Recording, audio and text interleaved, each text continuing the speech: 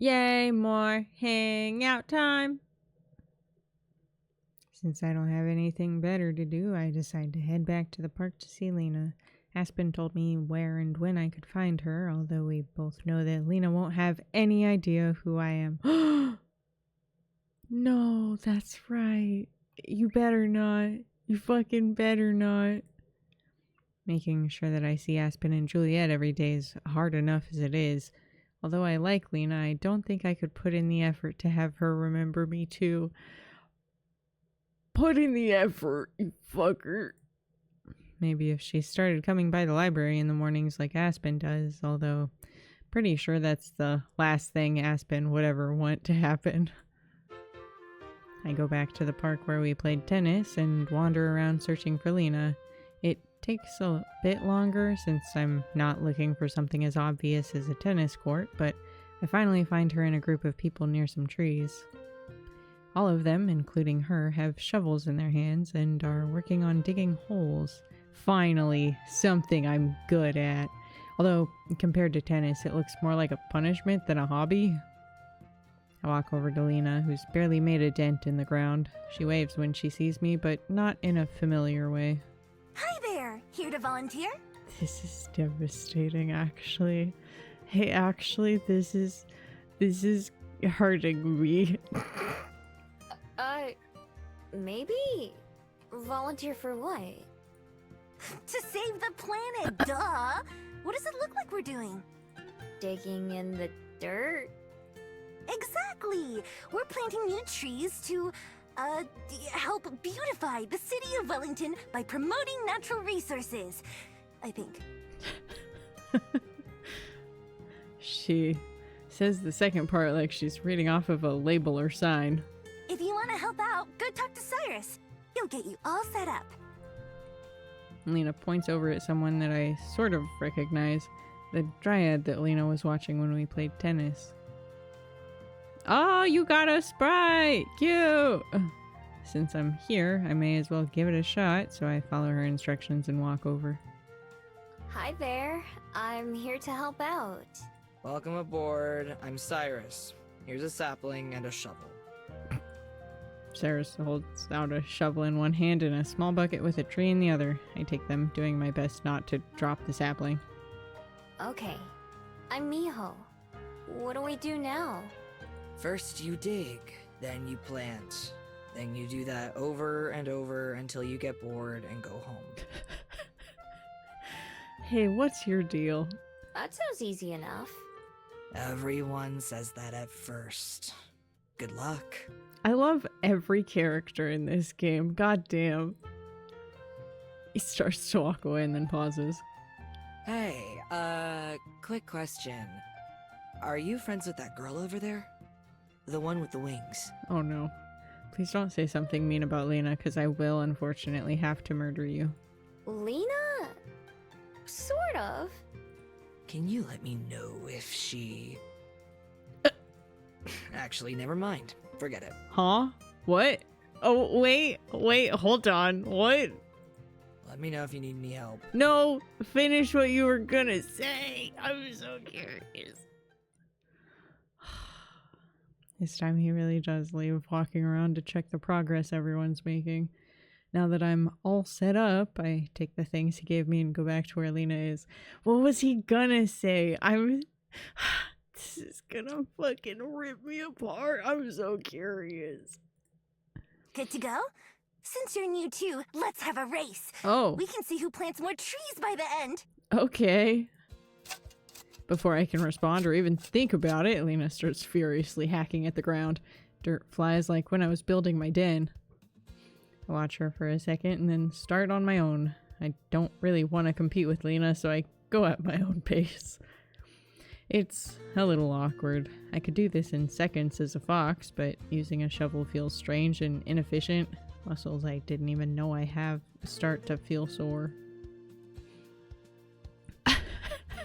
Only a few minutes later, Lena sprawls on the ground in exhaustion. She's only halfway done at best. I didn't think it'd be so hard to dig a hole. You didn't? You really didn't? Really? Oh, while she's laying there, Cyrus comes around on one of his inspections. He stops and examines both of our handiwork. Nice job, Miho. You're a natural. Lena? Good effort. Lena leaps to her feet, using her wings to propel herself into a standing position. I wasn't taking a break. I was, testing the ground to see if it might be softer over here. Look, this one will be even better. Before our eyes, Lena starts to attack the ground again, even faster than when she started racing me. Dirt sails over our heads as she tosses it away from herself, with some of it falling onto Cyrus's head. He looks strangely resigned. Just don't hurt yourself, okay? I don't want to have to carry someone to the hospital again. Again? Carrie? Ay. I mean, again? Lena asks questions without stopping her work. It's a long story. Anyway, just be careful. It can't be that long of a story. As he begins to leave, Cyrus puts a hand on my shoulder. I tense up but manage to not shake it off. Keep an eye on her, would you? I nod and Cyrus walks away. As soon as he's out of earshot, Lena comes to a halt. Miho, right? I need you to break my arm. Oh my god! You... what? Yeah, maybe that's a bit much. Maybe just a finger would be enough. Ah! I hit a button! Ah! Everything went away! Is it still... okay. Good grief. Why would you want to do that? Oh, you're right! A broken leg would make more sense. Lena, I love you so much. You're insane. I'm not entirely sure we're having the same conversation. I decide to try a different approach. So, are you and Cyrus friends or something? Friends? Kind of. Unfortunately. You don't want to be friends? Oh boy. I want to be more than that! For the first time ever, Lena looks around after speaking like she's worried someone might have heard her. Like... best friends? Miho? Miho, are you fucking shitting me? Like, I get that you're inept in the ways of, like, people. But come on, man. More than that! Like boyfriend and girlfriend. Oh... That explains why I didn't understand. Does it? how's that going? She sighs and her wings droop. Well, you just saw pretty much. I know Cyrus from ballet, but I quit ballet, so I only get to see him at other stuff like this. But he's always trying something new every week, so I do too. Oh no. Oh no, wait. Oh no. Uh-oh. Is it? Oh no. Is it because he's trying to get... Oh no. Oh no. But it's kind of hard to talk to him, especially when he's so busy. When I heard he was gonna come plant trees, I had no idea he'd be in charge. So I can't let him think I'm a slacker or bad at tennis. Not when he already thinks I'm a quitter. I think I get it. Though one thing I know for sure is that it sounds complicated. Good luck, Lena. Two of us go back to shoveling dirt, and eventually we go deep enough that we can plant the sapling Cyrus gave us. I carefully set mine in the ground and then cover it back up the same way I've seen other people doing. When it's time to wrap up, Cyrus makes one last trip around, collecting shovels and handing out water bottles. When he reaches us, he nods approvingly. Good work, both of you. Thanks. I gulp down the water he gives me in just a few swigs. Yeah, Thanks. Aw. Aw. On the other hand, Lena still seems a little dejected. She doesn't even try to talk to Cyrus before he leaves. When the two of us part ways, she just gives me a half-hearted wave. See you later. Yeah, bye. I'm not even sure what she'll be doing next time, much less when or where. Maybe Aspen will tell me about it again. Digging holes wasn't exactly something I'd want to do a second time, but planting a tree was satisfying. And I'm kind of curious to see how things go with Lena and Cyrus, if they go at all. Lena's kind of a lot, as Aspen says, but I love that. She's nice. I hope everything works out for her at least. Looking around, I notice that I'm the only one left, so I toss my empty bottle in a recycling bin and start making my way back.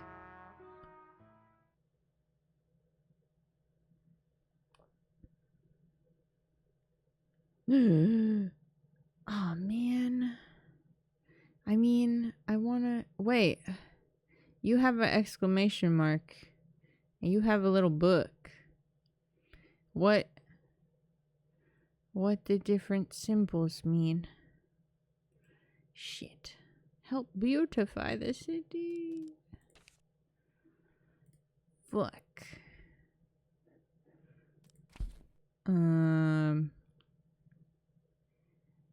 I mean, I'm curious about what the kid's up to, but the exclamation mark makes it seem urgent. Or like a quest.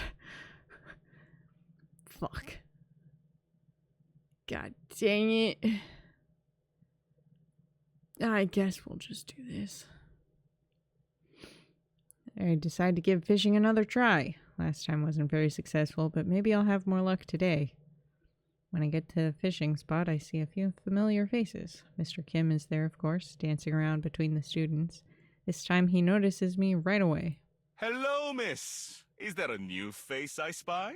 This is brutal. Yep, I wanted to do some fishing today. That's the kind of attitude I like to see. Let's get you started. I take a spot on the pier while he brings me the same equipment as last time. All right, let's start with the basics. Do you know how to set up your line? He's gonna be like, you're a natural. I think so. It didn't seem that difficult last time, but when I try to recreate what I did before, I end up getting a little confused. Never mind. Okay, so put the worm on the string. Oh. Oh, wait, no, the hook. The hook goes on the string, and then... Oh, I messed it up. The string has gotten all tangled on itself. No self-respecting fish is gonna be interested in this shit. Not to worry.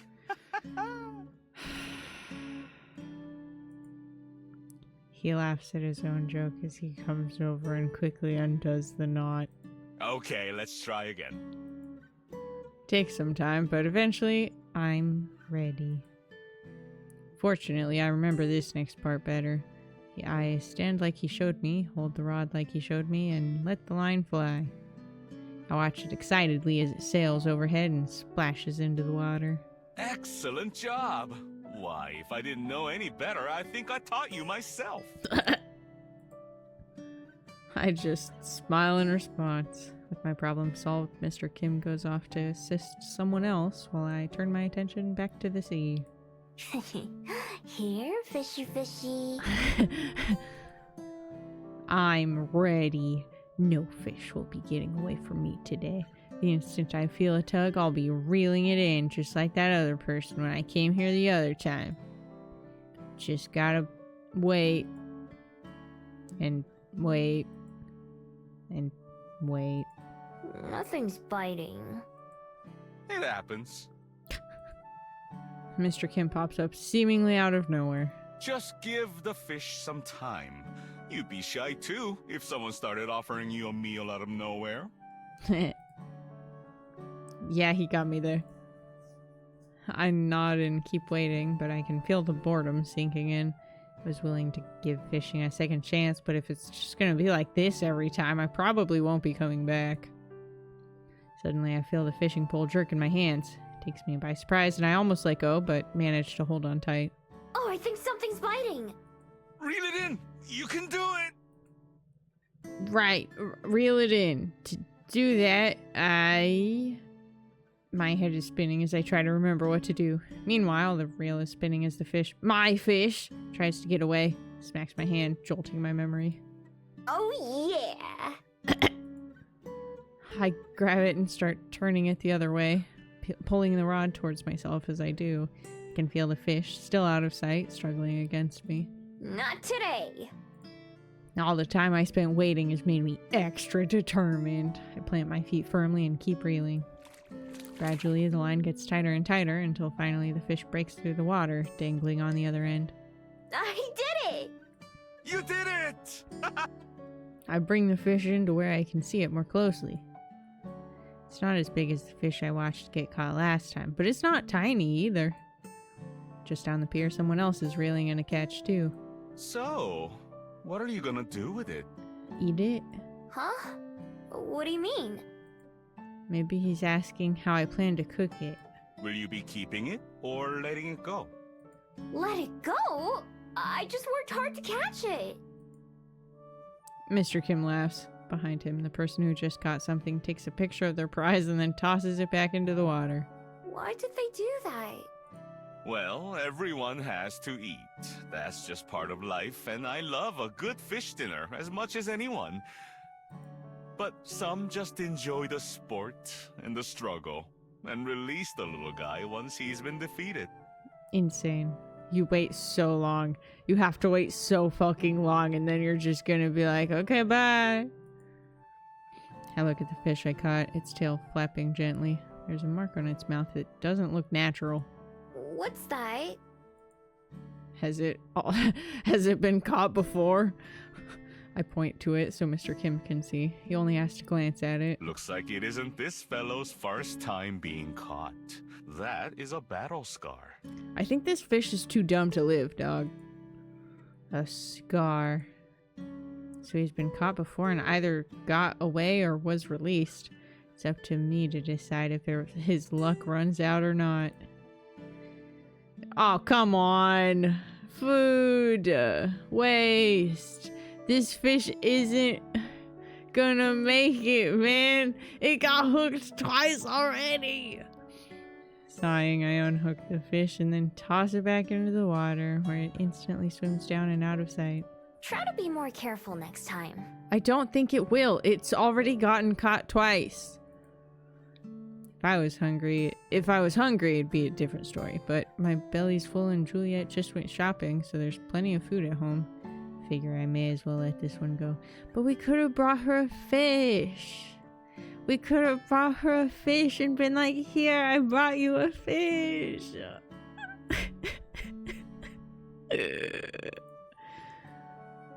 Walking up beside me, Mr. Kim looks out at the sea. You know, maybe that kindness will come back to you someday.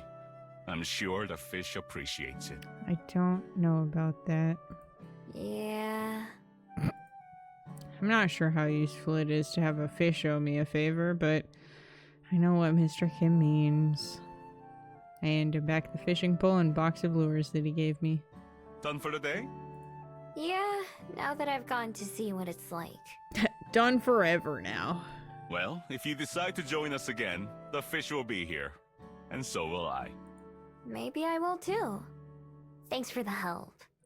Of course, of course. The pleasure is all mine. Have a good day, miss.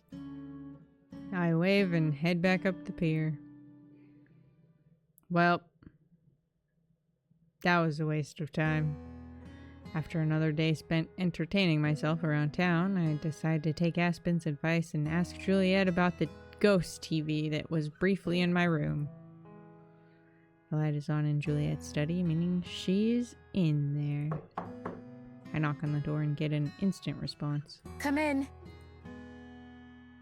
The study hasn't changed at all since I was here a couple days ago, except there aren't any bats in the corner this time.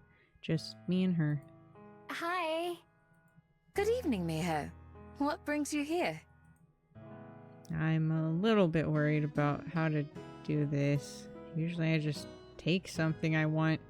Lately I've started saying yes when people offer me things, but going in and asking for something, you're giving me a stomach ache.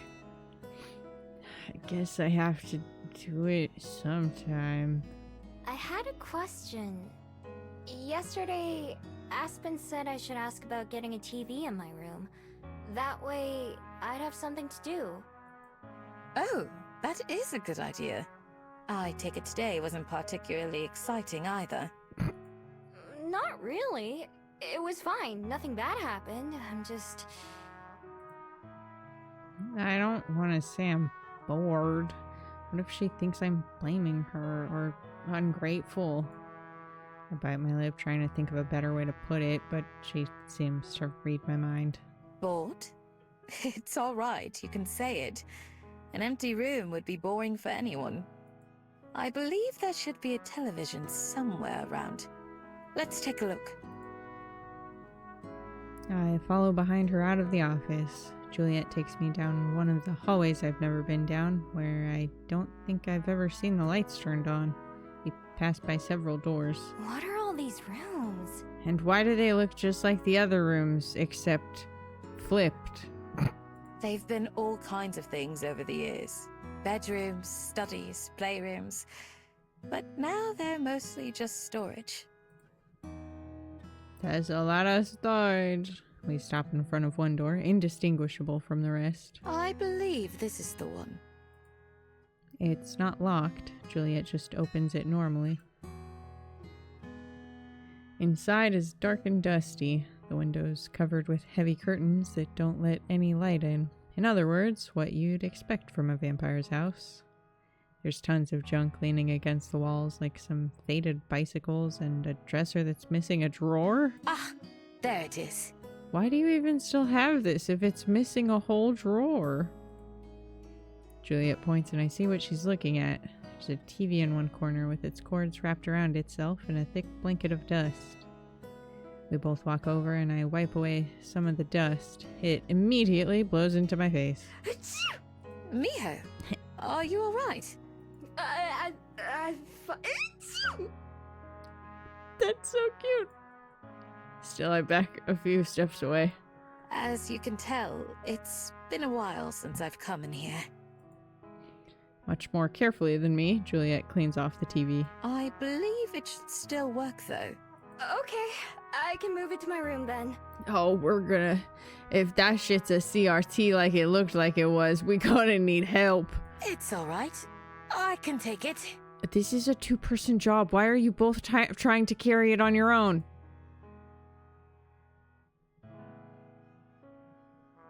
Oh my god. Oh my god. Julia effortlessly lifts the TV up and begins to carry it to my room. Whoa. No, literally. I know from plenty of experience that TVs aren't exactly easy to lift. I need to remind myself to never piss her off.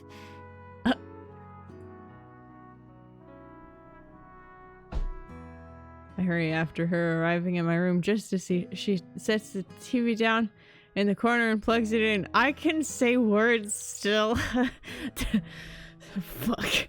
Let's see. She presses the power button and with a soft buzz it comes to life. It works! Wait, you just set it down. You didn't even plug it in. Wait, hold on. Oh, you did plug it in. Never mind. I was too busy thinking thoughts. Indeed. I'm relieved. Let me try to remember how to use it. It's kind of slow, but she manages to explain all the different buttons and what they do and how to use the remote.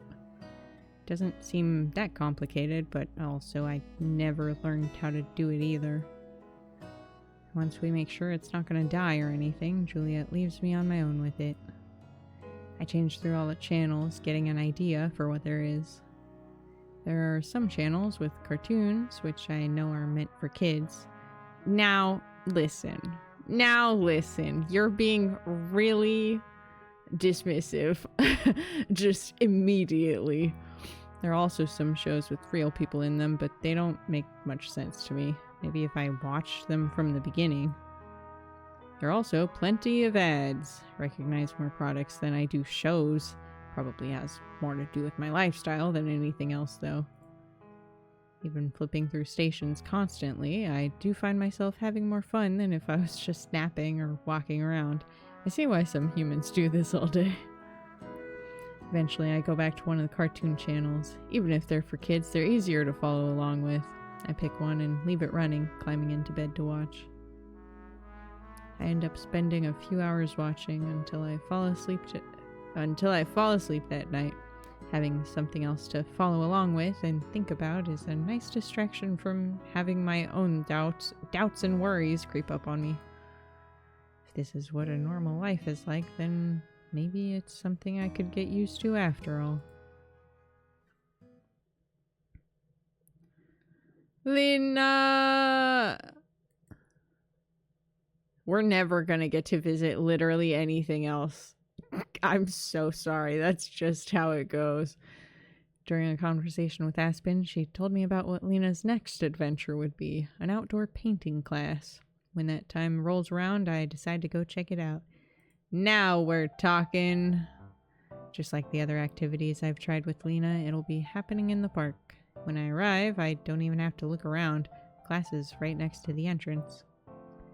The group is bigger than the ones for tennis and tree planting. Everyone has a big canvas on a stand in front of them, and there are a bunch of paints and brushes in the middle. Lena's easy to find like always, and I see Cyrus on the other side of the crowd, away from her. Seems like he's not the one in charge today. Friendly person in a paint-stained apron sees me arrive and helps me choose a canvas and some art supplies, and then sends me to find a spot. Naturally, I head over to where Lena is. Hey, mind if I set up here? Oh, sure. Are you new here? Yeah, this is my first time painting. Me too. Wanna have a Actually, maybe you shouldn't race when you're painting. I don't think so. I take a peek at what Lena's been working on. Doesn't seem like there's a particular topic, so everyone's painting is different. Lena's painting is a picture of a young swan with a pink flower on its head. It's surprisingly great. This is amazing for your first time. You think so? I mean, of course it is. What? What are you gonna paint? I don't know yet. Let's see. There are a bunch of different sized brushes and a variety of colors. Having so many options to choose from makes it harder, not easier to decide. Maybe I should go for something simple, like a tree? Choosing a brush and a shade of brown, I get to work. Alright everyone, warm-up's over. Go ahead and find a partner. We're going to work on portraits today. My tree is mostly done by now. It's not very detailed, and it doesn't look like any tree I've ever seen in real life, but at least I can tell what it's supposed to be. When the instructor says to choose a partner, I instinctively turn to Lena, preparing to ask her, but of course she's looking over in Cyrus's direction. I sigh to myself. You should go ask him before he ends up with someone else. Literally, why are you waiting? It'll mean I have to partner up with a stranger, but as far as Lena's concerned, she and I are already strangers, so it shouldn't make that much of a difference. Lena jumps in shock. Whoa, are you a mind reader? Something like that. That's so cool. You're right, though. But what if he says no? Then he says no, I guess. Nothing would have changed, right? She taps her chin. You know, you kind of remind me of someone I work with. Anyway, wish me luck. How? In what way? Miho and Aspen are nothing like each other. What are you talking about? Unless you're talking about a different coworker. I guess she probably has other people that she works with. Good luck! I watch as Lena goes up to Cyrus and talks to him, too far away for me to hear. I guess it must work out because soon they set up their canvases facing each other. Unfortunately, watching them means that I missed out on my chance to find a partner. When I look around, everyone else is matched up with someone. Oh man, we're gonna get stuck being the partner of the friggin' instructor like a loser. It's more than fine with me, but unfortunately the instructor comes over and invites me to partner up with him, which I grudgingly accept. For the next little while, I struggle to make something that resembles the woman across from me. This would be a lot easier if she looked like a tree. After 10 or 15 minutes, he claps his hands to get everyone's attention. Time to change things up. Show your partners what you made, and then go find a new partner. While everyone gets to that, he brings his canvas over to show me. Whoa. It's definitely me. My tail is fluffier in real life, and my ears aren't that big, but I can still recognize myself. Mine's not even close to that good. Did you just make another tree? I turn around the canvas so he can see the results. Compared to the painting he made, I'm kind of embarrassed to share. Still, he smiles at it. I think it's lovely. Painting is like anything else. The more you do it, the more you improve. And I've been doing it for a long time. We all have to start somewhere, though. The moment the instructor and I are done talking, someone taps me on the shoulder. I turn around to see Lena. Hey, let's be partners. Sure. Secretly, I just think to myself about how I'm getting paired up with another good artist. The instructor blows a whistle to signal the start, and Lena and I both get to work. So, how'd it go? How'd what go? What? I know she can't have forgotten me that quickly. Talking to Cyrus. Oh, that. Uh-oh. Using a few shades of pink and white, I managed to paint something that looks passably close to Lena's clothes. If I squint a little, at least. I got too nervous to really say much, so we just painted each other until it was time to switch. In the middle of a brush stroke, Lena suddenly drops her brush in horror. Oh no! What if he thinks I'm boring? Nobody could ever, in a million billion years, think that you're boring, Lena. Shut the fuck up. I don't think anyone could think that about you. Thank you, exactly. Yeah, but what if he does? This is not good! Leaving the paintbrush in the grass, Lena closes her eyes and puts her fingers to the sides of her head like she did back at tennis. She must do that for at least a minute while I just keep working on my painting. Looks more like Lena than my last one looked like the painting instructor, but I already know her wings are gonna give me trouble. Okay, got it. I need you to do me a favor. Anything. What is it? Please don't ask me to break your arm. When we change partners again, I need you to go partner up with Cyrus, and then you can ask him what he thinks about me. This is the worst thing that you could have asked of me. Don't just straight up ask him, though. That'd be too obvious. Try to see if you can get him to say it without saying it. Ay, ay, ay. Say it without saying it. Yeah, you know, like, She makes a few gestures that remind me of charades, but I have no idea what she's trying to say. Okay, I'll try. Thanks, I owe you one. Not even motivated by that because it's not like she'll remember long enough for me to ever cash it in. I just want to see what happens. All right, new partners. This will be the last time. Here, this is my painting of you. It's better than the last one. Ay, ay, ay, why is my phone falling down? It still isn't great, but I like the way some parts of it turned out. Ooh, I look great. Looking down at her own canvas, Lena frowns. I, kind of forgot to paint you. So, I guess I owe you two things. Forgetting before we're even gone is so mean of you. That's fine. Cool. Okay, hurry, before someone else takes him. I walk over to Cyrus as fast as I can without being self-conscious about it. Fortunately, he was distracted with something himself, so he's still on his own.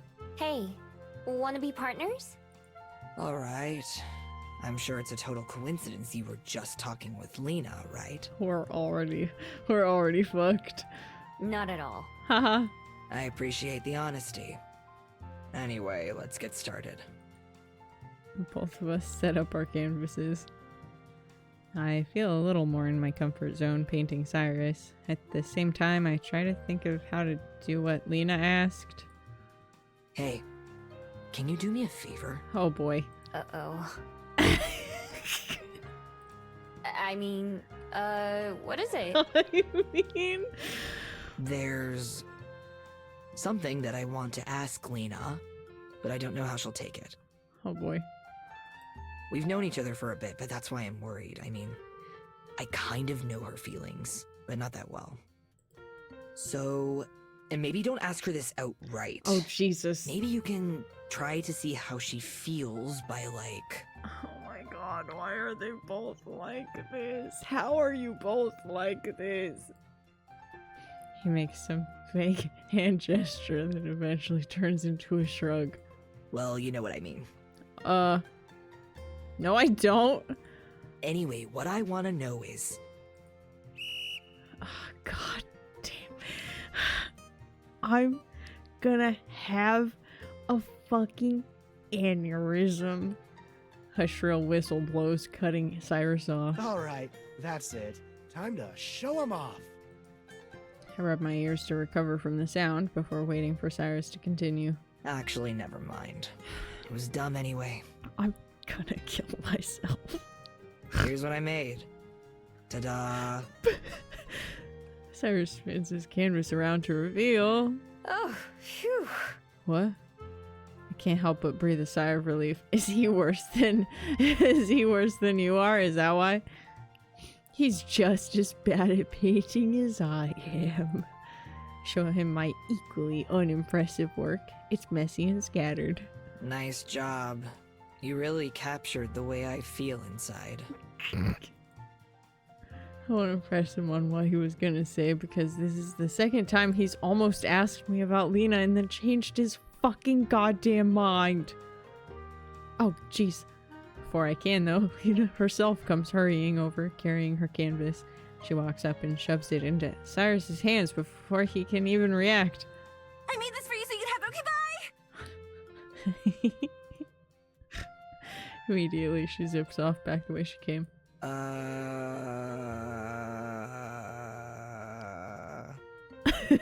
Wow, that was a long one. He holds the portrait out at arm's length where he can see it. I move behind him to get a good view as well.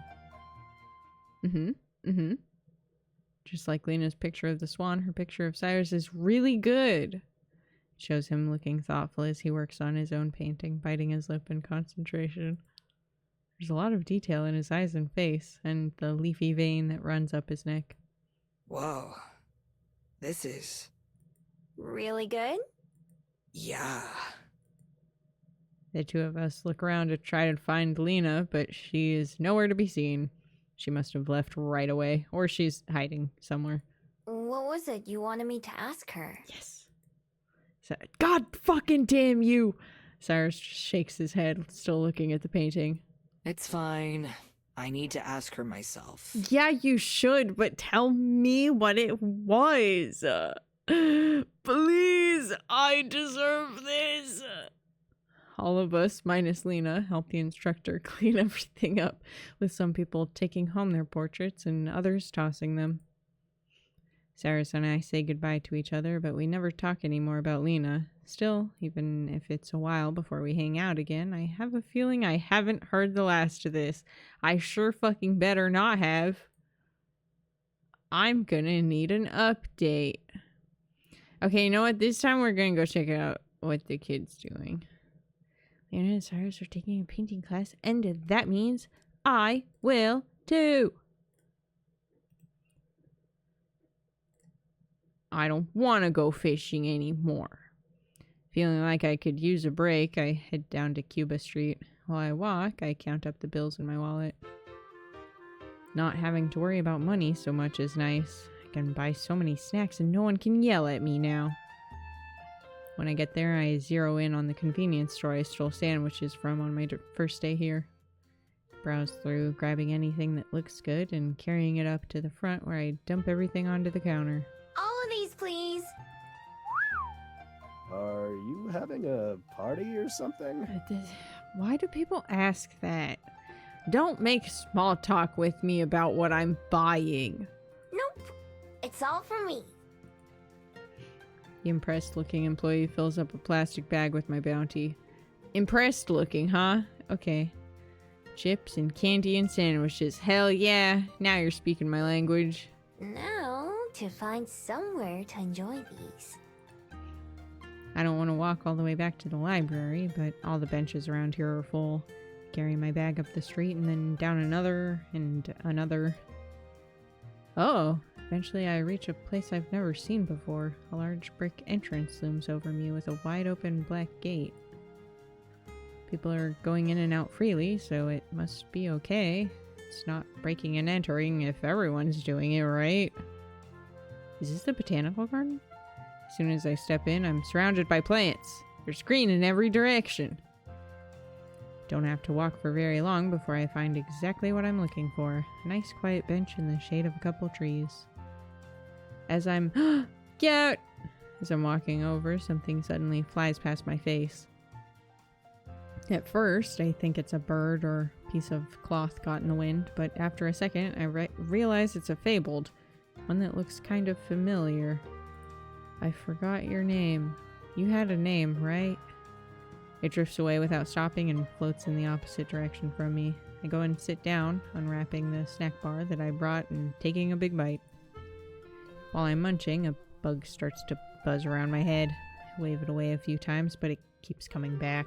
What is it with things getting in my face today? No matter how many times I swat at it, the bug doesn't give up. Finally, I go to knock it away and totally by accident end up catching it in my hand instead. Crush it. I can feel it buzzing against my palm as it flies around, trying to find a way out. It's not exactly pleasant. Not sure what to do with it. If I just toss it in the bushes, it'll come right back. Smash it! Crush it! Can I have that? What? A voice from behind me almost startles me into letting the bug go. Spin around to come face to face with the fabled that flew by a couple minutes ago. Just beneath him is a kid. Have the bug? Yeah, it's for my collection. How many bugs do you have? The boy holds up a book with some pictures of other bugs on it. I've got almost all the bugs on this page. That's the only one left. Suddenly I remember where I've seen both him and the fabled before. On the pier, hiding from his mom a couple weeks ago. I think his name was Tommy? Took me a bit to recognize him since he wasn't pouting. Mom won't let me keep bugs because she says they're dirty, but Dad doesn't mind. So can I have it? Please? He pulls out a little jar from one of his pockets and opens the lid. Well, that solves my problem, I guess. I dump the bug into the jar and Tommy quickly shuts it. Thanks. Kirby and I were tracking this one all day. Kirby, that's right. The fabled bobs up and down in agreement. At least I think it's agreement. Oh my god. All three of us turn at the sound of footsteps as someone else approaches us.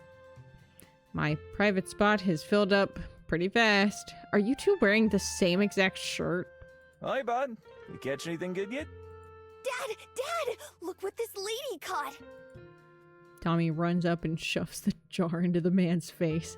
He takes it and inspects the bug inside. Oh, looks like a big one. Did you say thank you? Okay, but what kind of bug is it? Yeah, Gerby did too. Oh, is that what it meant when you bobbed up and down? Both Tommy and his dad stare at me like I've just said something crazy. I take an instinctive step backwards. You mean that... You can see Gerby? You mean he's real? Oh. Shit, that's right. Remember this from last time. No one except Tommy can see Kirby. Tommy and me, apparently. Yeah, He's floating right there. He has purple flower on his head and on his sides. I point to Gerby. Although the little fable doesn't have a mouth, its eyes crinkle up in a way that makes me think he'd be smiling. Wow, she can really see him! See, I told you he was real, told you! Tommy's dad whistles in wonder.